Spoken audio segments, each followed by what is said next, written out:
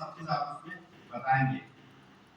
तो संभावित शोध परिणाम मतलब आप जो शोध किए हैं उसमें कितना लाभ पहाड़ी कोरवा और गिरहोर जनजाति को आप दे सकते हैं। पहाड़ी कोरवा और गिरहोर जनजाति के परिवार को आप अपना अध्ययन समर्पित कर सकते हो, इसके संबंध में आपको बताना है। ये आपका छठवां तो अध्याय विभाजन, जो आप 6, 7, 8 अध्याय तक आप विभाजन करेंगे उसको आपको बताना है। और संभावित शोध परिणाम, इस शोध से कितना लाभ होगा गिरहोर जनजाति या पिछड़े वर्ग जो खासकर उनको आप क्या सुझाव देना चाह रहे हैं। ये जनजाति को हम अपने भौगोलिक क्षेत्र में हम क्यों विकास नहीं हो पा रहा है, इसका मेन कारण क्या है और इन कारणों का निदान आप करेंगे और इस तरह से एक डिस्कस के रूप में आपको बताएंगे, लिखेंगे। और इस तरह से ये सब चीज शोध प्रविधि का जो मेथड है ये सब लागू होता है और इनको आपको बताना है, क्योंकि शोध प्रविधि से हम रिसर्च करना सीखे हैं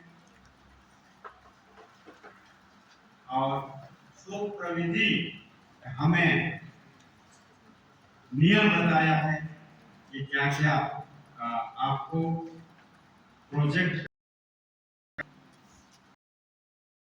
बतानी है, ये सब चीज आप उसको बताएं। और इस तरह इस कार्य को करने के संबंध में बहुत मेहनत किए हैं, अनेक लाइब्रेरी संपर्क करना पड़ा, अनेक बुक्स आपको पढ़नी पड़ी, बहुत सारे जो पीएचडी होल्डर का बुक प्रकाशित हुआ उसको आप मंगाएं या लाइब्रेरी में जाकर पढ़ें। और जितना भी बुक आप पढ़े वो बुक का नाम आप पूरा एंट्री या लिख कर आप कहीं रखते हैं, वही आपका बिब्लियोग्राफी या संदर्भ सूची में काम होता है।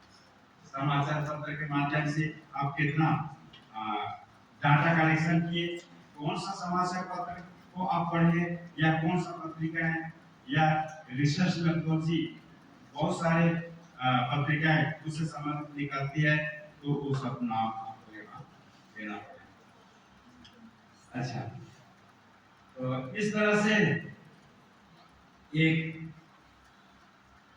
प्रोजेक्ट का कार्य संपन्न होता है।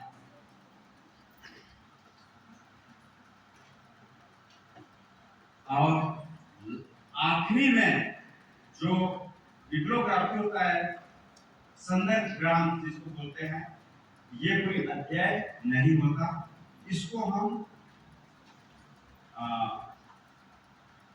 सूची के हिसाब से बताते हैं, उसका लिस्ट बनाते हैं। पहला में हम कौन सा किताब अध्याय किए और वो किताब कब लिखा गया था, दूसरा में कौन सा किताब अध्याय किए और कब लिखा गया था, तीसरा, चौथा, पांचवा, छठवां, ठीक है।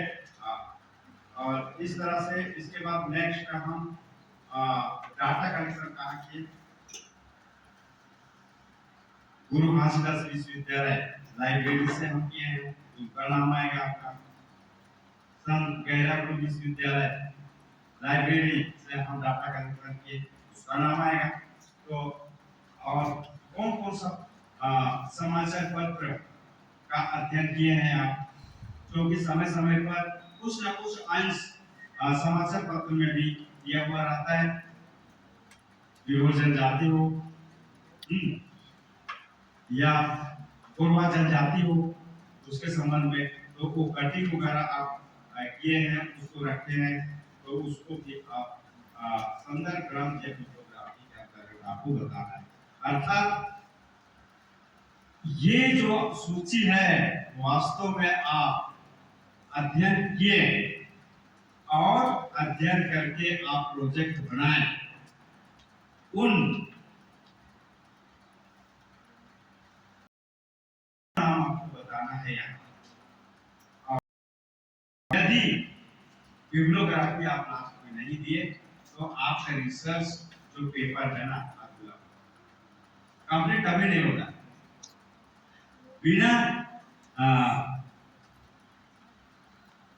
बिब्लियोग्राफी का रिसर्च नहीं हो सकता है, प्रोजेक्ट नहीं बन सकता है और डिसर्टेशन आप तैयार नहीं कर सकते। सबसे पहले जो सब्जेक्ट एक्सपर्ट होते हैं वो इसी को देखते हैं कि आप क्या लिखे, उद्देश्य में, महत्व में क्या लिखे हैं, क्षेत्र में क्या दर्शाए, सीमा में क्या आप लिखे हैं, लिमिटेशन में आप क्या बताएं, इसको नहीं देखते हैं।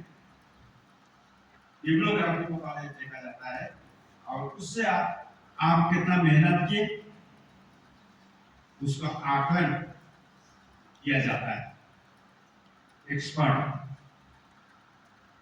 और इस तरह अंतिम पैगाम आपका बिब्लियोग्राफी जहाँ समाप्त होता है वही, चाहे थीसिस हो, चाहे प्रोजेक्ट हो, चाहे डिसर्टेशन हो, चाहे कोई सा भी शोध आलेख आप लिख रहे हैं, सब में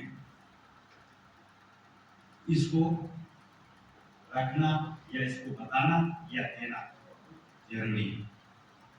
बच्चे क्या है, नियम की अज्ञानता के वजह से भटक जाते हैं और इस चीज को समझ नहीं पाते हैं और वो अपने आप में असहाय महसूस करते हैं कि मेरे से ये नहीं होगा, मैं नहीं बना पाऊंगी, मैं नहीं बना सकूंगा, ऐसा मतलब अपने आप में।